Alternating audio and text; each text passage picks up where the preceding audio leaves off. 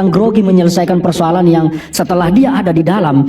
Ya, hanya saya bilang gini, saya hanya bertanggung jawab ke RI 1, yang lain saya nggak peduli, dan saya nggak punya ambisi politik. Dan saya merasa yang ngomongin hal yang harus diucapkan ke publik, karena itu adalah norma-norma yang benar. Jadi kelihatan aneh kalau mungkin beberapa orang yang lain kan mungkin takut politiknya kegesek sana sini. Saya sebodoh amat.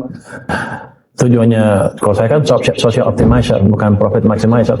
Kalau ekonomi kayak saya tujuannya lah menyejahterakan semuanya. Lu kalau mau nganin Pak Baya, lu berhadapan sama rakyat lu pada DPR lu. Gregetan gua sama DPR, kerja kagak, lu bacot doang pada lu. Ngabisin duit rakyat doang bisanya pada lu. Maju terus Pak Baya. Kita sebagai rakyat Indonesia, sebagai netizen Indonesia ngawal. Pokoknya sampai ada terjadi apa-apa nih sama Pak Baya, apa dia dipecat berarti DPR salahin. Karena apa? Karena Pak Baya kelihatan kerjanya, nggak kayak lu pada. Mana lu di saat rakyat pada susah? Pada iya nggak lu sama rakyat?